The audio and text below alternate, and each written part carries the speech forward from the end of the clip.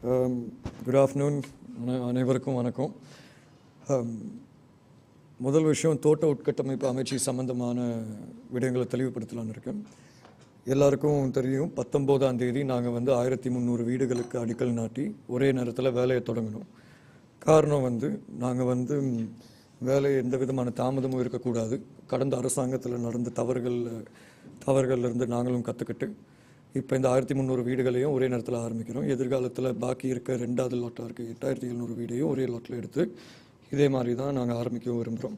ஏன்னா நாங்கள் ஒரு சிஸ்டமோட வேலை செய்யலான்னு பார்க்குறோம். இந்த சிஸ்டம் பிரகாரம் நாங்கள் போட்டிருக்க கணிப்பு ஆகஸ்ட் வீடு திட்டம் முடிவுக்கு வரும். 1300 வீடுகள். அப்புறம் 2வது லாட்டையும் நடுவில் ஆரம்பிச்சிருவோம். இது சம்மந்தமாக சமீபத்தில் பாராளுமன்றத்தில் பல்வேறு தவறான வதந்திகளை சில பேர் கிளப்பியிருந்தாங்க. குறிப்பாக சொல்லணுன்னா 7 பட்ச் தான் வழங்கப்படுது. அதே நேரத்தில் பயனாளிகள் பட்டியல் அரசியல் மயமாக்கி அது கட்சி சார்ந்த நபர்களுக்கு போகுது. அதே நேரம் யார் யாருக்கு தேவையோ போக மாட்டேங்குதுன்னு சில கருத்துக்களை முன் வச்சுருந்தாங்க. நாங்களும் அமைச்சு மூலியமாக ஆராய்ந்து பார்க்கும்போது எங்களுக்கு தெரிய வந்த விஷயம் பிளான்டர்ஸ் அசோசியேஷன் ஒரு லெட்டர்லேயே ஆதாரபூர்வமாக கொடுத்துருக்காங்க. 7 பர்ச்சில் 10 பர்ச் தான் வழங்குறோன்னு. ஆனாலும் சில இடத்துல 7 பர்ச் வழங்குற விஷயம் வெளியே வந்தால் அதை நாங்கள் ரெக்டிஃபை பண்ணி கட்டாயம் 10 பர்ச் வழங்குவோம். ஆனால் எங்களுக்கு தெரிஞ்ச அளவுக்கு எந்த இடத்துலையும் 7 பர்ச் விஷயம் போல 10 பர்ச் தான் வழங்கப்படுது. சில தோட்டங்களில் 7 பர்ச்னு ஒரு கதை வரும்போது நாங்கள் அரசாங்க வர்த்தமானியை வெளியிட்டு தெளிவாக காமிச்சிருக்கோம் 10 பர்ச் காணிங்க.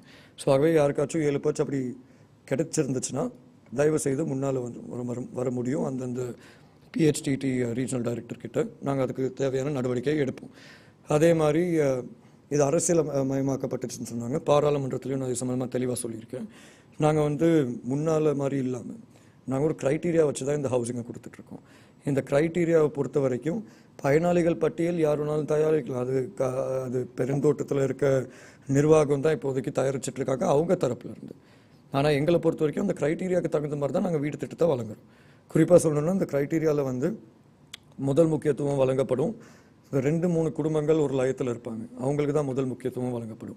அதே மாதிரி 2வது விஷயம் அரசாங்கம் மூலியமாக அவங்களுக்கு எந்த விதமான வீடு திட்டமும் வந்திருக்கக்கூடாது. லயத்தில் இருக்கவங்களுக்கும் தற்காலிக குடியிருப்பில் இருக்க 14,000 குடும்பங்களுக்கும் தான் இந்த முக்கியத்துவத்தை நாங்கள் முதல்ல வழங்குறோம். அது மட்டும் இல்லாமல் இது ஏற்கனவே நான் சொன்ன மாதிரி அந்த 10 பர்ச் அளவில் தான் வழங்கப்படுது. அது மட்டும் இல்லாமல் இந்த வீடு திட்டத்தை பொறுத்த வரைக்கும் நாங்கள் இப்போ என்ன முயற்சி செய்கிறோன்னா, நாங்கள் இப்போ 7 பர்ச்சாக இருந்தது 10 பர்ச்சாக அதிகரிச்சிருக்கோம். இந்த பாரத வீடு திட்டத்தை பொறுத்த வரைக்கும் நாங்கள் இந்த அடிஷ்னல் 3 பர்ச் வாங்கி தந்த காரணம் ஒரு சுயதொழில் கம்போனண்ட்டை உள்ளார கொண்டு வரலான்னு. ஏன்னா கடந்த அரசாங்கத்தில் நாங்கள் கவனித்த ஒரு பெரிய குறைபாடு என்னன்னா 7 பர்ச் காணியில் மக்களுக்கு வீடை கொடுத்துருக்காங்க. ஆனால் அந்த வீடு நடத்துறதுக்காண்டி அந்த பொருளாதார பலத்தை உருவாக்கி தரல.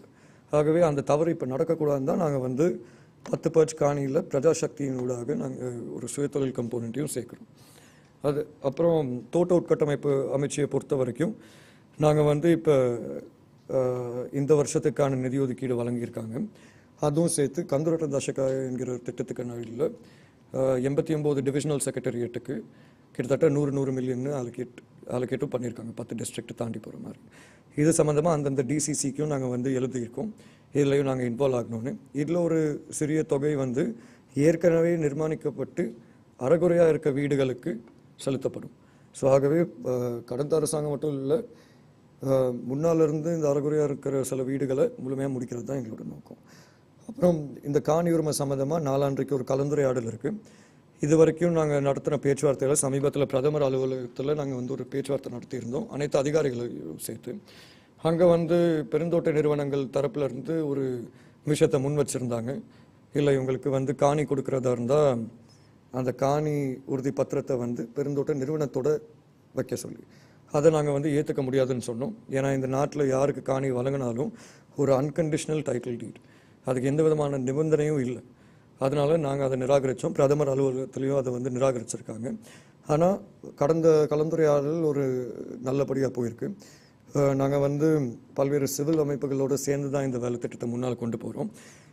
அமைச்சியின் பொறுப்பு நாங்கள் அமைச்சரவை பத்திரத்தை சமர்ப்பித்து அதிகாரிகள் அனைவரையும் ஒன்று திரட்டி நாங்கள் கலந்துரையாடல் வச்சோம். அதே மாதிரி இப்போ இந்த சிவில் அமைப்புகள் சார்பில் ஐஎஸ்டி வந்திருந்தாங்க. ஐஎஸ்டி சார்பாக திரு முத்துலிங்கம் அவர்கள் வந்திருந்தார், கணேசலிங்கமும் வந்திருந்தார், ப்ரொஃபஸர் சந்திரபோஸுக்கு அழைப்பதில் இருந்துச்சு. ஆகவே இவங்க எல்லாருக்கும் இருக்கிற பொறுப்பு வந்து அந்த க்ரைட்டீரியாவை ஃபார்ம் பண்ணுறதுக்கு.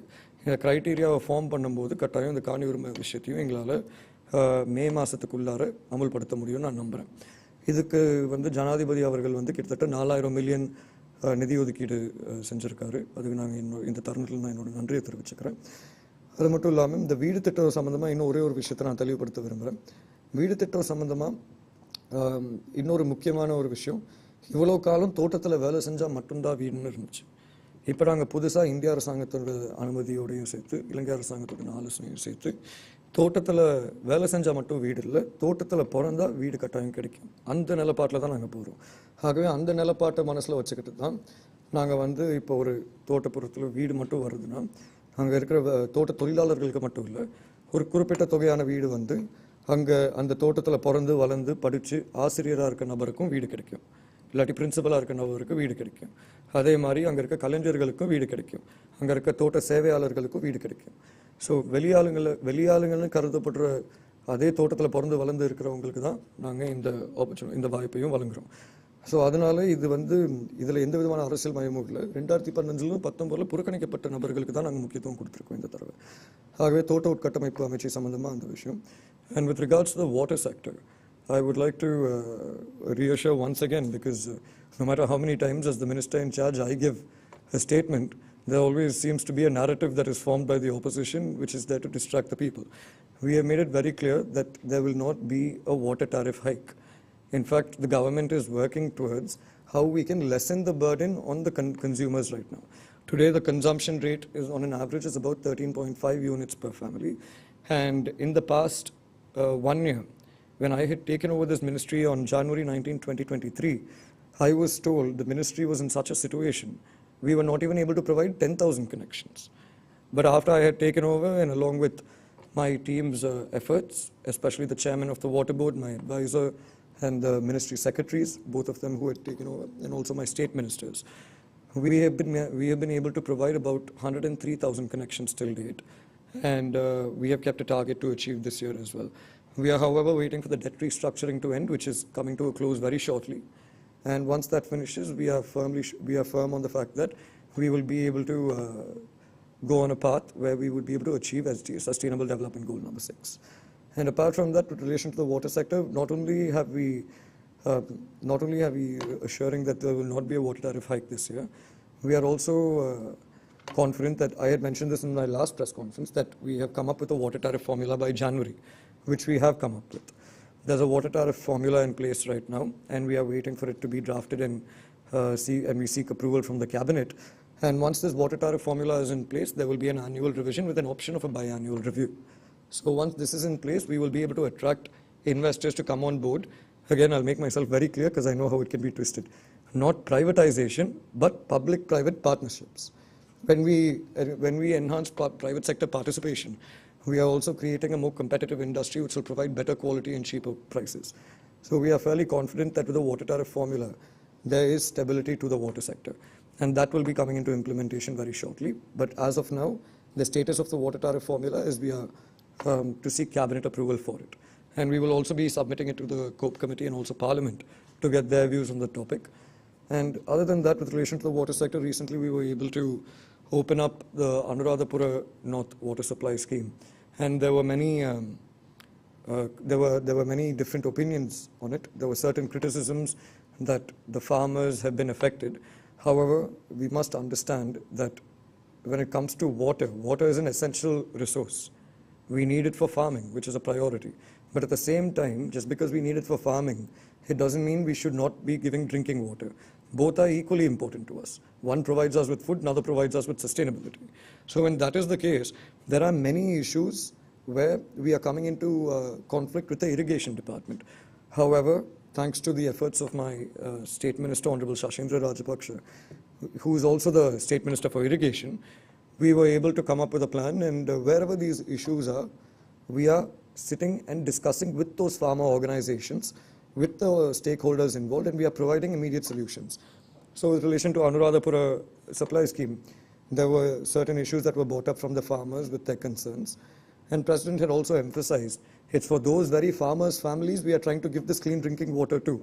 And the President, after that, we had organized a discussion between Honorable Ministers Shehan Semasinghe, Honorable Minister Shashindra Rajapaksa, and the farmer organizations under the chairmanship of His Excellency the President. And that discussion went quite well, and the farmers were reassured, and the solution also has been provided to them. And similarly, we would be applying the same discussion and solve method to the issues we are facing in Mundragala, Matara, and Eranamadu. Recently, I had taken part in the DCC meeting in Jaffna, and in the DCC meeting, the parliamentarians had brought up the issue about providing clean drinking water, and I was quite clear on the fact that as the minister in charge, it is my responsibility to implement. As the parliamentarians of that area, whether you're in the opposition or the ruling party, it is their job to bring solutions for the problems. And that has been reiterated in the Jaffna DCC. We had told them we will provide them with all the parliamentarians who were there, regardless of which party they were supporting. The DCC had taken place under the chairmanship of Honorable Minister Douglas Devananda. We had basically provided the parliamentarians in Jaffna with relation to issues pertaining to the desalination plant in Talayari, with issues pertaining to the Jaffna Kilinochi water project, and with the Paliyara project. So we believe that we can come to a consensus. We are yet to have a formal meeting. And once we do have that meeting, we think we will be able to reach a solution with that. As far as the Matara salinity barrier issue is concerned, as we speak right now, the Speaker is having a meeting with the water board officials, and we are sure that will come to a close as well. So right now, the water sector is in a process of restructuring.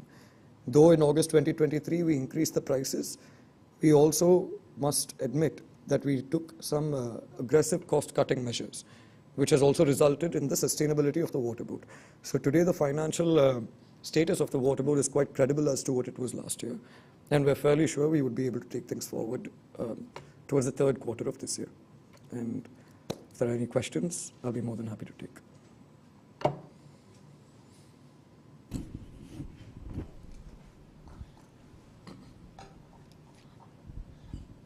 Minister, I have a question with regard to the public-private investments.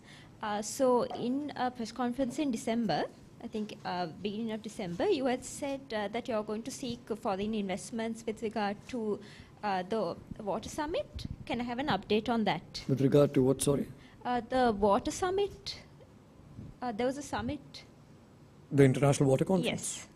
So the International Water Conference, we had completed it quite successfully, and we had not used taxpayers' money, I can assure you on that. We had used private sponsorship, and donors had also come forward. And the International Water Conference, in fact, the World Bank director had also come, Mr. Jha, and we were quite pleased with, they were quite pleased with our water sector reforms, and even ADB had come and commended us on it. So I think that went off without any glitch. Is there any other investments that you're looking forward to? Yeah, but right now we don't, the water sector till now has not had a public-private partnership model. That is the issue. So I believe Velavita, that was a public-private partnership project, but it failed and it was abandoned. So we don't want to make that same mistake again. So we are seeing how we can restart that project, and at the same time how we can bring in public-private partnerships into rural community water supply. Because when we bring public-private partnerships into rural community water supply, we believe they will be able to work hand in hand with the community-based organizations. We have about totally 5,000 community-based organizations we work with, and they will be able to work, and not only will we be able to provide water to people who actually need it, because I can give you one example. If you look at the water bottle that is being manufactured by the water board, if you notice on that water bottle, it will say it's from Hantana Estate in Kandy. But people in Hantana Estate do not have water to drink, because there has always been a top-bottom approach. Now we are going rural first. So by doing that, we are quite sure we would be able to provide water there.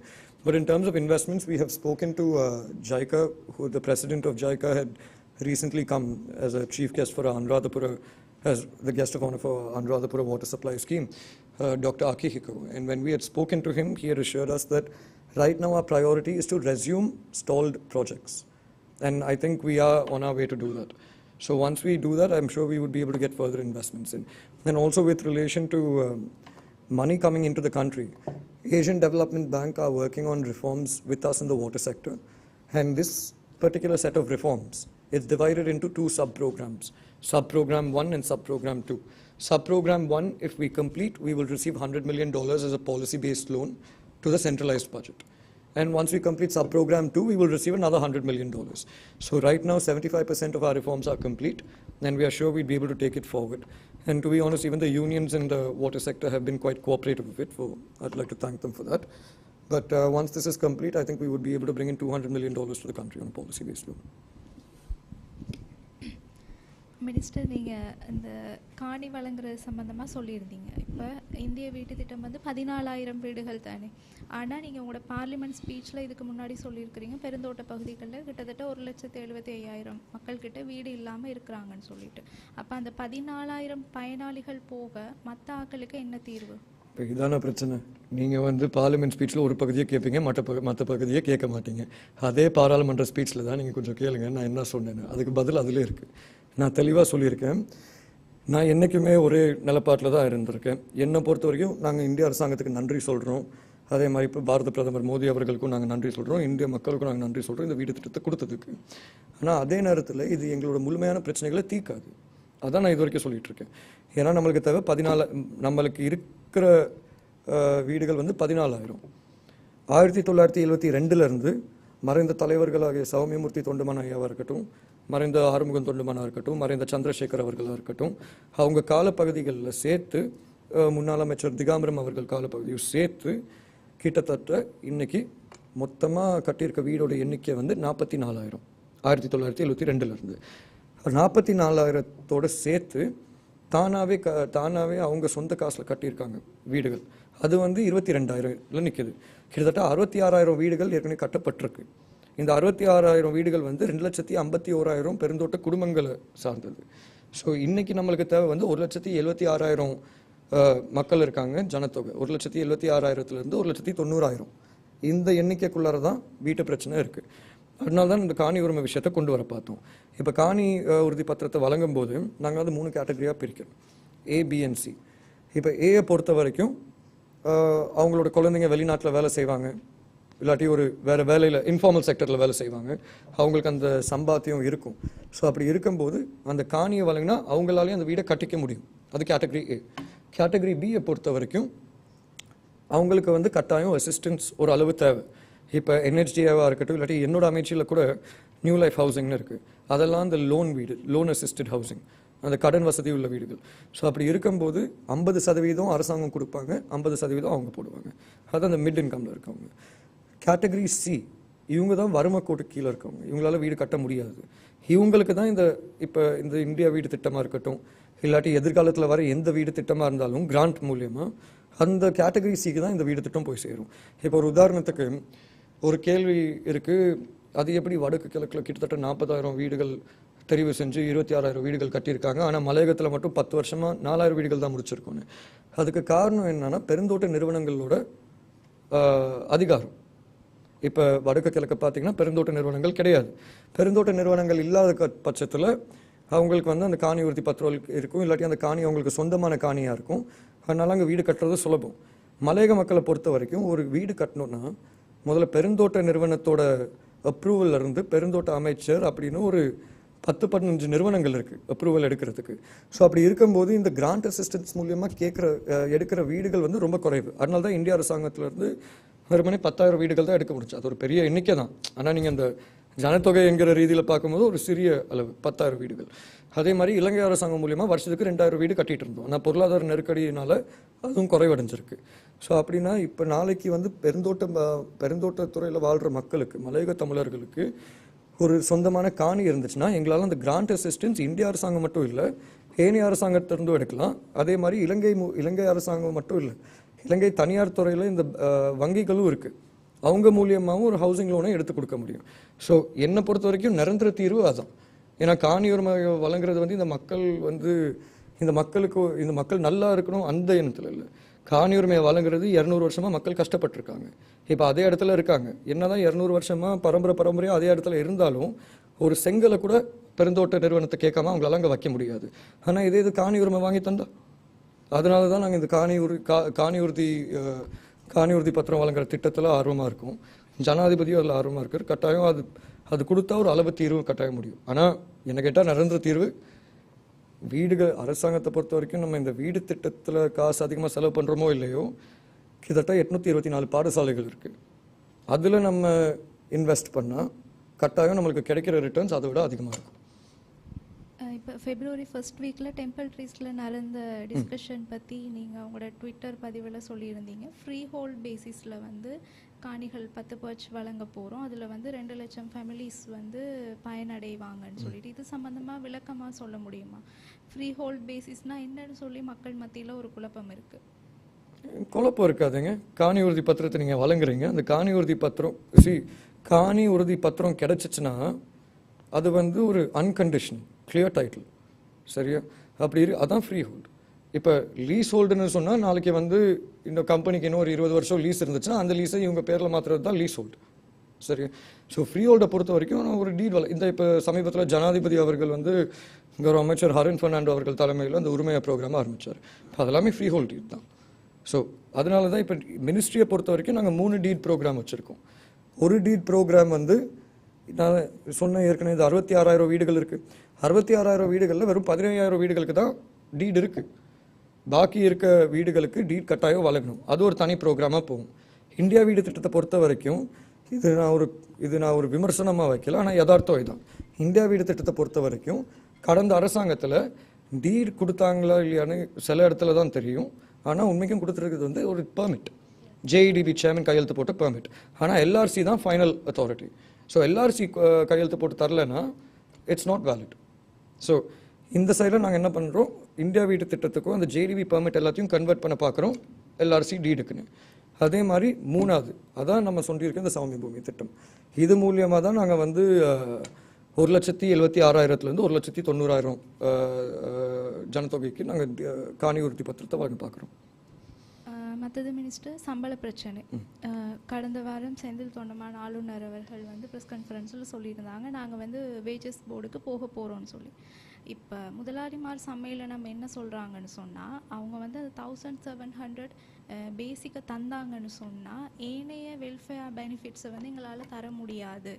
சரி, அப்படி என்ன welfare benefits தராங்க? Hospital அவங்க பார்க்க மாட்டேங்கிறாங்க. அங்கே இருக்க EMI வந்து 456 இஎம்ஐ வந்து மோசமான நிலைமையில் இருக்குது. ஸ்கூலை ஒழுங்காக பார்க்க மாட்டேங்கிறாங்க.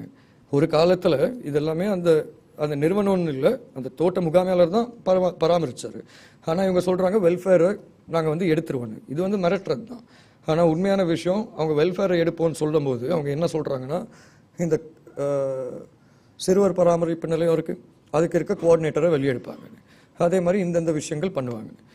என்னை பொறுத்த வரைக்கும் அவங்களுக்குன்னு சில பொறுப்பு இருக்குது, அவங்களும் மனசில் வச்சுக்கணும். அவங்களோட லீஸ் காலமும் முடிய போகுது. இதெல்லாம் நாங்களும் கணக்கில் எடுப்போம். நாளைக்கு அவங்க வந்து வெல்ஃபேர் இதிலெல்லாம் கை வச்சா கட்டாயம் நாளைக்கு அவங்க லீஸ் அக்ரிமெண்ட்லையும் நாங்கள் கை வைக்க தயாராக இருக்கோம். எங்களை பொறுத்த வரைக்கும் நாங்கள் 1,700 சும்மா வெறுமனே அரசியல் ரீதியாக கேட்கல. ஃபேர் ட்ரேட் இன்டர்நேஷ்னல்னு ஒரு சர்வதேச இயந்திரம் இருக்குது, அவங்க மூலியமாக நாங்கள் ஒரு கணக்கு போட்டோம். கடந்த சம்பள உயர்வுலேருந்து இன்னைக்கு வரைக்கும் பணவீக்கம் வந்து 73.8% ஆவரேஜ், சரியா? நேஷனல் இன்ஃப்ளேஷன், அந்த இன்ஃப்ளேஷன் ஆவரேஜ் வந்து 73.8%. அப்படி இருக்கும்போது அதை ஒரு ஃபார்முலாவை உருவாக்கி தான் அதுக்கடியில் ஒரு நம்பர் வந்துச்சு. 1,700 தான் இன்னைக்கு இருக்க வாழ்வாதாரத்துக்கு ஏற்ற சம்பளம்னு. ஸோ அதனால தான் நாங்கள் 1,700 கேட்டோம். ஏன்னா கடந்த சம்பள நிர்ணய சபை நடக்கும்போது உங்களுக்கு ஞாபகம் இருக்குன்னு நினைக்கிறேன், பெருந்தோட்ட நிறுவனங்கள் வந்து கோர்ட்ஸுக்கு போயிருந்தாங்க. கோர்ட்ஸுக்கு போய் என்ன சொன்னாங்க, இது வந்து ஒரு அரசியல் ரீதியான முடிவு எடுத்துருக்காங்க. சரி, அது அரசியல் ரீதியான முடிவுன்னு வச்சுக்கோங்க. இதில் எந்த விதமான அரசியல் ரீதியான முடிவும் கிடையாது. இது வந்து நாங்கள் ஒரு ஃபார்முலா வச்சு நாட்டோட பொருளாதாரத்தை வச்சு தான் நாங்கள் இந்த 1,700ன்னு நம்பரை சொல்லியிருக்கோம். கௌரவ அமைச்சர் மனுஷ நாயக் அவர்களும் இப்போ சொல்லியிருக்காரு, நான் அநேகமாக வர்த்தமானி வெளியிட்டுருவாருன்னு. ஸோ சம்பள நிர்ணய சபை வரும்போது நாங்கள் 1,700 கேட்குறோம். அதே மாதிரி ஏனைய தொழிற்சங்கங்களும் கேட்குறாங்க. நாங்கள் எடுக்க வேண்டிய முடிவை நாங்கள் எடுப்போம், பெருந்தோட்ட நிறுவனங்கள் எடுக்க வேண்டிய முடிவை அவங்க எடுக்கலாம். ஆனால் விளைவுகள் அவங்க தான் பார்த்தாங்க. கடந்த டிசம்பரில் முதலாளிமார் சம்மேளனத்தை வந்து ஜனாதிபதி நேரடியாக சந்திச்சிருந்தார். அவங்களுக்கு December 31 ஒரு டெட்லைனையும் வழங்கியிருந்தார். அதுக்குள்ளே நீங்கள் 1,700 சம்பளம் அதுக்கு வந்து எதுவுமே ரெஸ்பான்ஸ் பண்ணலை. அப்படி இருக்கும்போது அவங்கள வேஜஸ் போர்டுக்கு கூப்பிட்டா மட்டும் அது சாத்தியப்படும் நீங்கள் நினைக்கிறீங்க? இல்லை, இப்போ அவங்க ரெஸ்பான்ஸ் பண்ணலன்னு இல்லை. அவங்க என்ன சொன்னாங்கன்னா, எங்களுக்கு வந்து இந்த கோர்ட் கேஸ் போயிட்டுருக்கனால ஒரு சட்ட சிக்கல் இருக்குது, அதனால தான் எங்களால் கூட்டப்பந்தத்துக்கு வர முடியாது, சம்பளம் சம்மந்தமாக பேச முடியாதுன்னு. நாங்கள் வந்து என்ன பண்ணோம், அவங்க அந்த ரெஸ்பான்ஸை கொடுத்த உடனே சட்டமா அதிபர் மூலியமாக ஒரு டைரக்டிவ் எடுத்தோம். சட்டமா அதிபர் தெளிவாகவே எழுதியிருக்காரு அவரோட டைரக்டிவில், இதில் எந்த விதமான சட்ட சிக்கலும் கிடையாது, நீங்கள் கட்டாயம் சம்பள உயர்வு கொடுத்து தான் ஆகணும், இது வந்து ஒரு சாத்தியப்படாத விஷயம்னு சொல்லியிருந்தார் கம்பெனி எல்லாருக்கிட்டையும். அதுக்கப்புறம் அவங்கள்ட்ட பேசும்போது எங்களுக்கு தெரிய வந்துச்சு அவங்க வேணும்னே தான் இழுக்கிறாங்க, அந்த மாதிரி ஒரு நோக்கத்தில் தான் வேலை செய்கிறாங்கன்னு எங்களுக்கு தெரிய வந்துச்சு. அதனால தான் நாங்கள் ஜனாதிபதி கிட்ட மறுபடியும் இது சம்மந்தமாக பேசினோம். அப்போ நாங்கள் சொன்னோம் அப்படின்னா கட்டாயம் சம்பள நிர்ணய சபைக்கு தான் போய் ஆகணும்னு. இப்போ சம்பள நிர்ணய சபைக்கு அவங்க வரலைன்னா அது அவங்க பிரச்சனை. கடந்த சம்பள நிர்ணய சபை கூடும்போது கூட இன்னைக்கு இருக்கிறத விட எதிர்ப்பு அப்போ ரொம்ப இருந்துச்சு பெருந்தோட்ட நிறுவனங்கள் மூலிமா இந்த 1000 ரூபா சம்பளம் வழங்குறதுல. ஆனாலும் வந்தாங்க, அவங்கக்கிட்ட 10 வாக்குகள் இருக்குது, 10 வாக்கு செலுத்தினாங்க. எங்கள் தொழிற்சங்க அங்கத்தவர்களாகிய எங்களுக்கு 10 வாக்குகள் இருந்துச்சு, அதையும் நாங்கள் செலுத்தினோம். அரசாங்கம் மூலியமாக அவங்க 3 வாக்குகள் செலுத்தினாங்க தொழிலாளர்கள் சார்பாக. ஸோ ஆகவே அவங்க கட்டாயம் வந்து ஆகணும். சம்பள நிர்ணய சபைனா கெசட் பண்ணிட்டா அது அரசாங்க முடிவு தானே. வேறு வேஜஸ் போர்டுக்கு எப்போ கூப்பிட போகிறீங்க? மற்றது இன்னொரு டிஸ்கஷன் ஒன்று இருக்குன்னு சொன்னீங்க. ஆமாம், அது தொழில் அமைச்சர் தான் அறிவிச்சாங்க. தொழில் அமைச்சர் தான் அறிவிச்சாகணும். தொழில் அமைச்சர் வந்து வர்த்தமானி வெளியிட்டோன்னா 14 நாள் சம்பள நிர்ணய சபைக்கு. ஸோ அநேகமாக நாங்கள் நினைக்கிறோம் அநேகமாக இந்த அடுத்த மாதத்துக்குள்ளார ஒரு தீர்வு கட்டாயம் பெற்றுக் கொடுக்க முடியும். Minister, comparing current water rate and current water tariff and according to your formula, how do you see the current tariff? Is it higher than the formula or lower than the So we have different categories. We have domestic, we have domestic, then apart from domestic we have commercial institutions, we have ports. So for each one there's a difference. But right now, because I think you're aware of the electricity tariff as well. So electricity is one of our main variables in that formula, one of the main components. So as far as it's one of the main components, that will be the decider on the water tariff rate.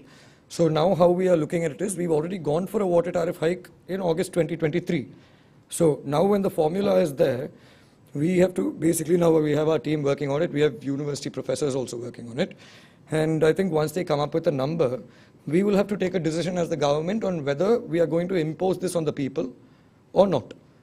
And we have already spoken to Asian Development Bank, and I had informed them that we've established the formula, and they are also happy with the fact that we established the formula. But according to the ADB requirement for this policy-based loan, implementation period is only 2025. But right now we want to get approval for the formula, so there's sustainability. And I think Honorable Minister Kanchana Vijaysekhar has mentioned there will be a reduction in electricity tariff hike. There will be a reduction in electricity tariff. So once there's a reduction, I think then we will view the numbers. As of now, how do you see the formula? I mean, as how many percentage it will have an increase on the water? I think given the current formula setup, for I think there must be roughly about a 9 or 10% increase. It's actually at 14%, but what we had done was, since it's at 14%, we also did a calculation on how we can do cost-cutting measures. So despite our cost-cutting measures, we can bring it down to about an increase in 9 or 10%. But we will not be imposing it as of now. Because this year is meant to be the policy sector reforms. Okay. Next year is meant to be the implementation. So the formula will come to effect only in the next year? We'll have to see the formula, what it is. Maybe I'll give you an example. And I'm being very transparent with you. If the formula shows us that there's a reduction in water tariff, then we can implement it. But if there's an increase, why should we burden the people when we are on our road to recovery? Because as of the August 2023 increase in the water tariff, we are able to come close to sustaining. So right now there is no issue in the water sector. But a formula eventually needs to be established. How was the last year's losses in the water board, Minister? The last year's losses, well, after the 66% increase in electricity, we were dealing with a loss of 425 million from energy alone. And apart from that, if you take our debt and all into account, it came up to about roughly 2.8 billion per month. And I think now we are not in that situation, but we will know the numbers only at the end of March, because we need to give a 3-month period. ගරුමතුමා ඔබතුමන් අතුකරේ ජනතාව නියෝජනය කරන දේශපාලකයෙක්. අපි දැක්ක පහුගිය කාලෙදී විපක්ෂය එකතු වෙලා වතුකරේ ජනතාවගේ සුභසිද්ධිය වෙනුවෙන් වෙනම ප්‍රඥප්තියක් පවා අත්සන් කළා. හැබැයි එතන අපි ඔබතුමන්ව දැක්කේ නැහැ. ඒ වගේම තමයි දැන් මැතිවරණයක් ප්‍රකාශයට පත් කළා තියෙනවා. හැමදාම වතු ජනතාව වෙනුවෙන් දීපු පොරොන්දුව තමයි ඔවුන්ගේ දෛනික වැටුප ඉහළ දමන එක. මේ සම්බන්ධයෙන් අපි කිසිදු ප්‍රගතියක් දැක්කේ නැහැ. මේ සම්බන්ධයෙන් මොකක්ද ඔබතුමා දක්වන Can I අදහස? answer in English or Tamil? Which would you prefer? English? English is fine. English is fine. See, as far as the opposition go, I have never been someone to comment on, political matters, especially in this platform. But as far as the opposition goes, see, anybody can draw up a MOU and say, this is what people require and sign it. There are people who talk and there are people who do. Now, we never signed an MOU saying we are going to build 10,000 houses. We never signed an MOU saying we are going to give land rights to people. We never signed an MOU for smart classrooms. We didn't sign an MOU for many of the matters we have done.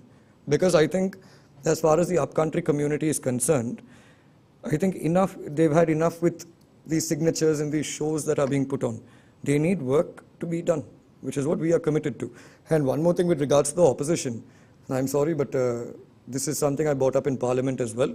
The leader of the opposition, with all due respect, according to the leader of the opposition, he believes the only problem upcountry people have is the wages. Because I remember when he had come to upcountry, and I expected, because he was quite liberal, and when he had come for a meeting to upcountry, I was expecting him to speak about, 115,000 workers, but apart from that, the 900,000 informal sector that is living within the plantation. But nothing was mentioned about land rights. Nothing was mentioned about education. Nothing was mentioned about anything else. What was mentioned is, if I come to power, I will give you 1,500. I am not willing to put my community on such a cheap pedestal. So as far as I'm concerned, let it be, I've been very clear, and even the President, His Excellency, has been very clear. Opposition or ruling party, whatever your status is as a political entity, for a marginalized community, you cannot have political barriers. You need to come together to uplift that community. But unfortunately, over here, politics takes precedence. But I think earlier we were looking for the support of the opposition to come on board to help us out in achieving this upliftment. But I think my actions have showed that. I've been very complacent with, bringing about an understanding between upcountry parties, which I think I have to an extent. But as far as I'm concerned, we have constantly asked for support, and even the President had constantly asked for support. But I don't think we received much support from the opposition except for a few members. So now we are taking matters into our own hands and we are pushing forward. මේ මොහොතේදී ඉදිරි මැතිවරණ සඳහා ඔබතුමන්ගේ සහාය කාටද දෙන්න බලාපොරොත්තු වෙන්නේ? කියන්නේ මේ තියෙන ගැටලු निराකරණය කරගෙන ඉස්සරහට යන්න පුළුවන් කියලා හිතන නායකයෙක් විදිහට ඔබතුමන් කවුද? So anyway, like I explained here, I will just make one thing very clear. The housing is there, right? We have a housing for about, from 2014, I think roughly about 24,000 houses totally. That was supposed to be the extent. 14,000 houses from the Indian grant, and then there were supposed to be 10,000 houses from the Sri Lankan government. Unfortunately, after 2020, it came to a standstill because of COVID and the economic crisis. So from the Sri Lankan government side, we were able to build about 1,560 houses, if I'm not mistaken. And the government of India, through that 4,000 houses, we just completed it. Because when I had taken over the ministry in 2020, I had taken over the State Ministry of Estate Infrastructure. When I had taken over that ministry, one thing that was brought to my attention is the housing grant which was given in 2015, over the course of 4 years, had not been completely utilized. Only 699 houses were handed over to the people.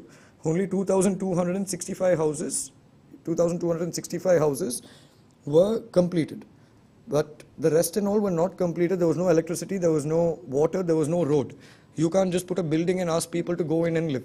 You need to provide them with these facilities in order for them to sustain. So when I had taken over, historically there has always been, if one party comes to power, they'll stop the work of the previous party. But when I had taken over, I made sure we allocated all the money that we had to complete these projects. And I can proudly say, late last year, we completed all 4,000 houses, despite the economic crisis. And now, that's why we were able to start the 10,000 now. So with that, I mean, obviously with support from various officials as well, but we've done that. But however, as I mentioned, building these houses alone is not going to solve the problems of upcountry. What is needed is rights to ownership of land. And we are not saying it from an emotional standpoint of view that, you give us rights to ownership of land. There is a clear framework. In every country where there's a marginalized and vulnerable community, the first step to social and economic inclusion is rights to ownership of land. Only if they have land which belongs to them can they be involved with society. Today, I don't think many people are aware of this. You know, today, it's easy for people who are sitting in Colombo and all these other areas to say, you know, people in the estates are suffering. Why is the government not building anything for them? I need all of you to look at it on a practical manner. There have been different governments, but the situation has changed to a little amount. Yeah, we are having more educated individuals, but the livelihood situation has changed fairly small. So the issue is not the multiple governments that have come in. The issue is the level of authority the plantation companies hold over these workers. Today, I think the perfect example was a few months ago. There was quite a popular media personality who had gone and visited Agrapatna, and he had basically collected funds to build toilets over there. Now, he's building toilets for the workers, but the company did not give permission. So who's at fault?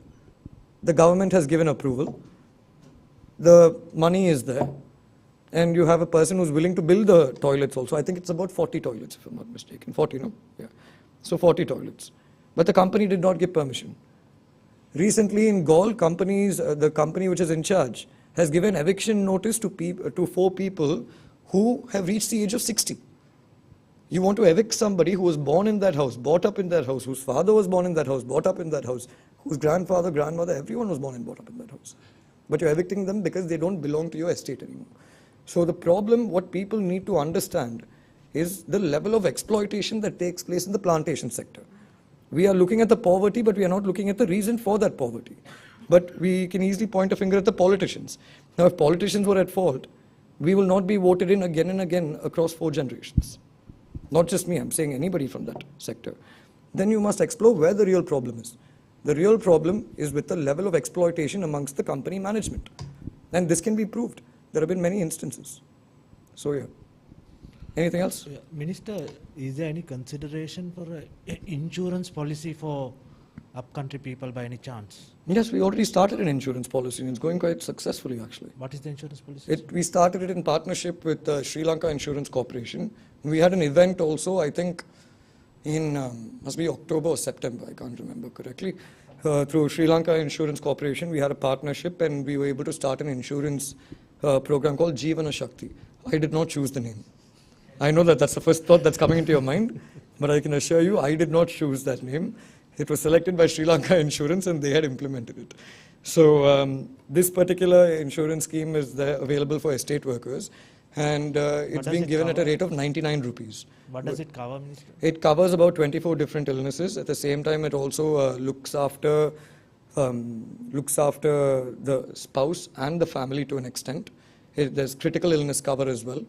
And we can share the details with you so you will have more data on it. Sure.